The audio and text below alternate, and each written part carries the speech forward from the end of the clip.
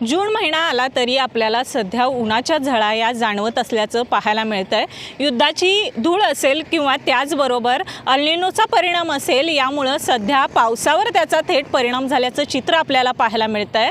आपण पाहतोय की राधानगरी धरणातील पाणी हे वारंवार दिवसेंदिवस खोलावत चालल्याचं चित्र पाहायला मिळतंय। आपण सध्या कोल्हापूरमध्ये आहोत। कोल्हापूरमधील पंचगंगा घाटावरती आपण आहोत। पंचगंगा घाटावरची आपण सद्यस्थिती पाहतोय।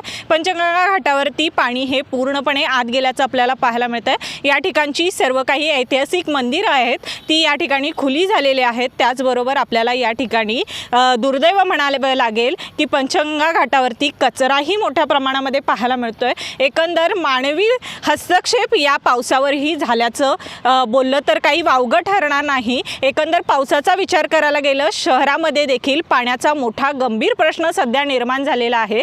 त्याचाच परिणाम आता शेतीवरही होणार आहे, कारण शासनाच्या नियमानुसार जर पाहायला गेलं तर प्रशासनाने आता प्रथम प्राधान्य हे पिण्याच्या पाण्याला दिलेलं आहे। त्यामुळे शेतीसाठी पाणी पुरवठा हा अपुरा होण्याची शक्यता व्यक्त केली जाते। त्याचबरोबर आपण जर पाटबंधारे विभागाकडून आपण माहिती घेतली, पाटबंधारे विभागाकडून असं सांगण्यात येतंय की जे पिण्याचं पाणी आहे ते आपण त्यांचे नियोजन हे 31 ऑगस्टपर्यंत त्यांनी पिण्याच्या पाण्याचं नियोजन केलेलं आहे, परंतु शेतीचा प्रश्न हा गंभीर निर्माण झालेला आहे। शेतीला पाणी मिळणं अशक्य होण्याची शक्यता आहे, कारण सध्याची जर स्थिती पाहिली, मागच्या वेळच्या पावसाचा आढावा घेतला तर 15 मेला पावसाला सुरुवात झाली होती आणि आत्तापर्यंत अक्षरशः पूरस्थिती निर्माण झालेली होती। याच ठिकाणी अक्षरशः वरतीपर्यंत पाणी आल्याचं पाहायला मिळालं होतं, परंतु सध्या आपण पाहतोय की या ठिकाणी पाणी पूर्णपणे खोल गेल्याचं गंभीर चित्र या ठिकाणी पाहायला मिळतंय। पाण्याचा अतिशय गंभीर, जर पाऊस नाही पडला तर अत्यंत गंभीर प्रश्न